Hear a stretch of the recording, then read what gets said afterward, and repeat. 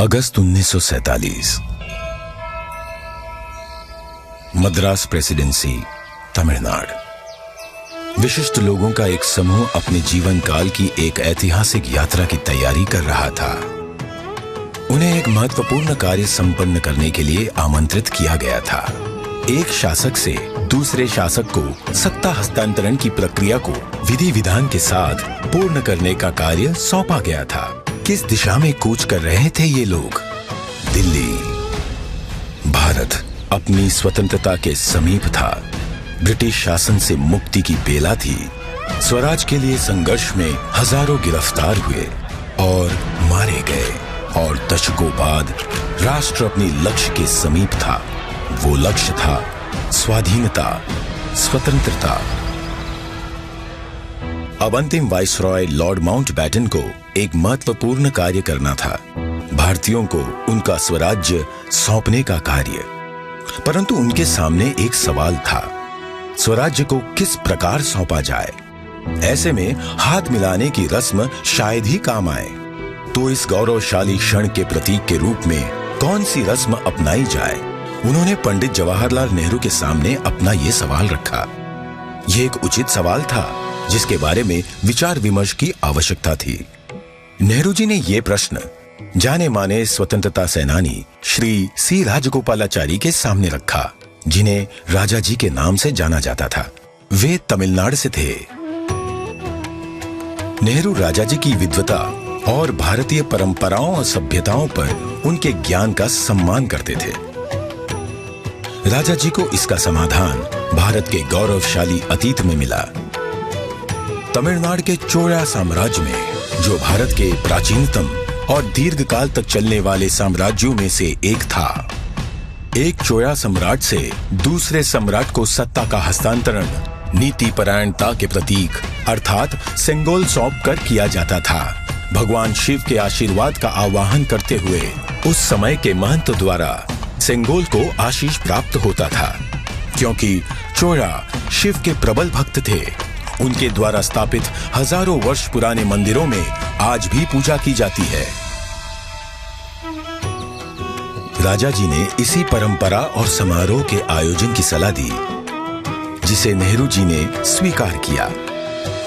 राजा जी ने बिना समय गवाए इस समारोह के लिए प्रमुख धार्मिक मठ या आश्रम तिरुवावड़दुराई आदीनम से संपर्क किया, जिसे 5 सदियों पहले स्थापित किया गया था, और ये तब से चोला भूमि के केंद्र में स्थित है और आज तक कार्यरत है।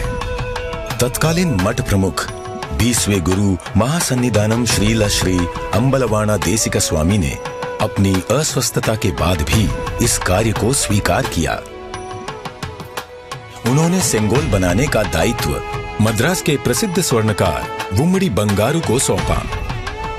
सेंगोल के शीर्ष पर नंदी विराजमान थे, जो कि शक्ति, सत्य और न्याय के प्रतीक हैं। सेंगोल बनाने के समय को याद करते हुए 96 वर्षीय श्री वुम्मड़ी एतिराजुलु कहते हैं, आदिनम किसी की सिफारिश पर हमारे पास सेंगोल का निर्माण का न्योता लेकर आए थे। उन्होंने हमें इसके चित्र दिखाए। यह एक गोल लंबाकार वस्तु थी, जिसे बिल्कुल वैसे ही बनाना था।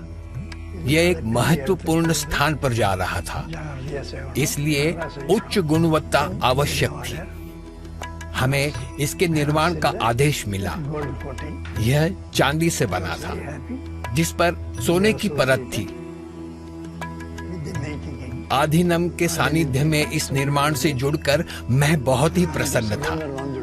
स्वतंत्रता सबके लिए गौरवशाली क्षण था, पर आधीनम द्वारा हमें सेंगोल निर्माण का दायित्व सौंपने से उस क्षण का महत्व बढ़ गया था।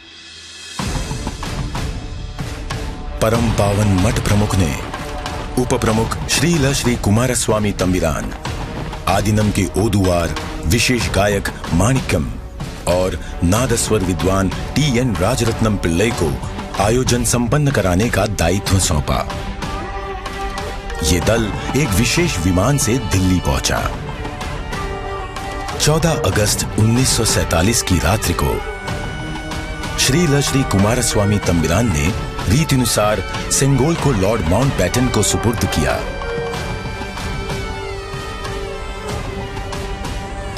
लॉर्ड माउंटबैटन से उसे पुनः स्वीकार किया। तत्पश्चात सेंगोल पर पवित्र जल छिड़का गया। शोभा यात्रा के रूप में इसे पंडित जवाहरलाल नेहरू के पास ले जाया गया। इस अवसर पर ओदुवार ने तमिल संत तिरुज्ञान संबंदर द्वारा रचित कोलर पदिगम से श्लोकों का पठन किया। महंत ने नेहरू जी को पीतांबर पहनाते हुए उन्हें रीतिनुसार सेंगोल सौंपा।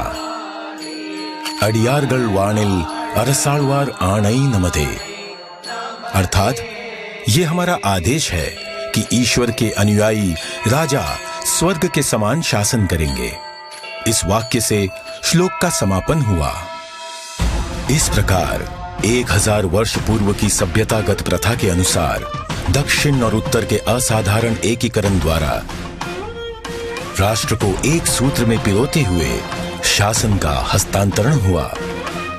तत्पश्चात नेहरू जी ने श्री राजेंद्र प्रसाद सहित कई नेताओं की उपस्थिति में सेंगोल को स्वीकार किया।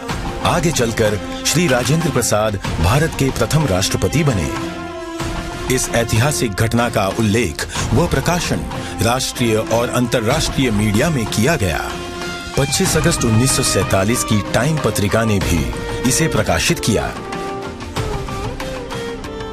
हस्तांतरण की प्रक्रिया के पश्चात पंडित जवाहरलाल नेहरू ने 14 अगस्त 1947 की मध्य रात्रि को अपना विश्व विख्यात भाषण राष्ट्र के नाम संबोधित किया।